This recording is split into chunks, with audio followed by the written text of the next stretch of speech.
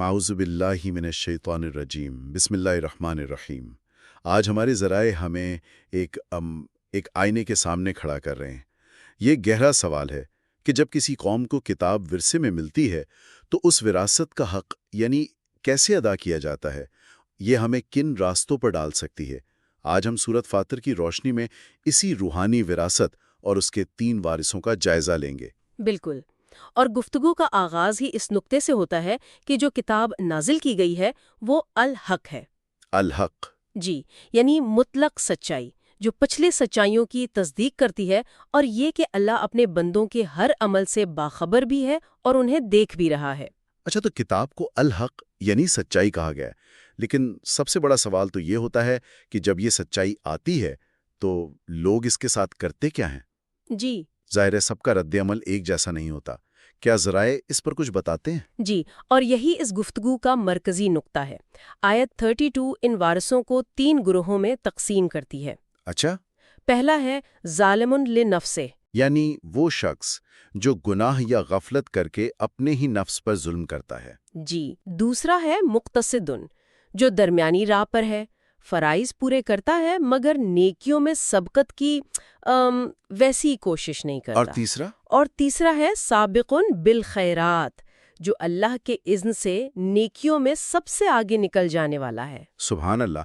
تو یہ صرف اعمال کی بات نہیں، یہ تو ایک روحانی سفر کا پورا نقشہ لگتا ہے۔ بالکل، صوفیہ کے نزدیک یہ تینوں درجات نفس کی 3 حالتوں کی عکاسی کرتے ہیں۔ کیسے؟ ظالم لنفسہ نفس امارہ کی طرح ہے جو برائی پر اکساتا ہے، مقتصد نفس لوامہ کی طرح جو غلطی پر خود کو ملامت کرتا ہے اور خیر و شر کے درمیان رہتا ہے۔ جی، اور سابق بالخیرات نفس مطمئنہ ہے جو اللہ کی یاد میں سکون پا چکا ہے۔ ایک منٹ، یہاں ابن عربی کی بات بہت اہم ہے۔ ذرائع کے مطابق وہ کہتے ہیں کہ سب سے نچلا درجہ یعنی جو خود پر ظلم کر رہا ہے، جی، وہ بھی رحمت سے خارج نہیں، کیونکہ کتاب کا وارث ہونا ہی اپنے آپ میں ایک بہت بڑا فضل ہے۔ یہ تو ایک بہت امید دلانے والی بات ہے۔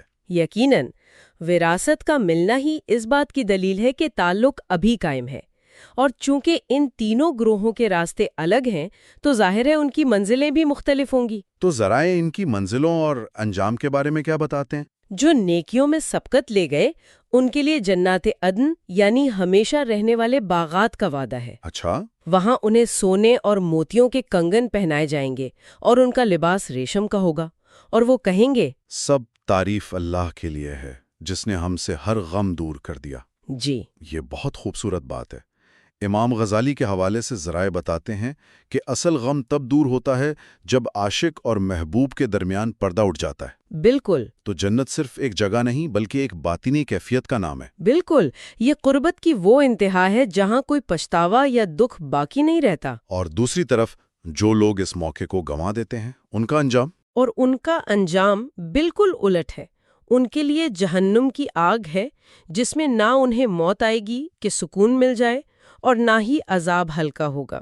اور وہ پکاریں گے کہ ہمیں یہاں سے نکال دے تاکہ ہم نیک عمل کریں۔ جی، لیکن انہیں یاد دلایا جائے گا کہ تمہیں سوچنے سمجھنے کے لیے پوری زندگی دی گئی تھی اور خبردار کرنے والا بھی آیا تھا۔ یہاں بھی کوئی بات نہیں مفہوم ہے؟ جی، یہ آگ صرف شعلے نہیں بلکہ اس دل کی جلن اور پچھتاوا ہے جس نے سچائی کو پہچاننے میں دیر کر دی۔ جیسے سرہندی نے کہا تھا کہ وقت تم پر سے نہیں گزرتا، تم وقت پر سے گزر جاتے ہو۔ بالکل، جہنم اسی ضائع شدہ وقت کا احساس ہے۔ تو اس ساری گفتگو کا خلاصہ کیا ہے؟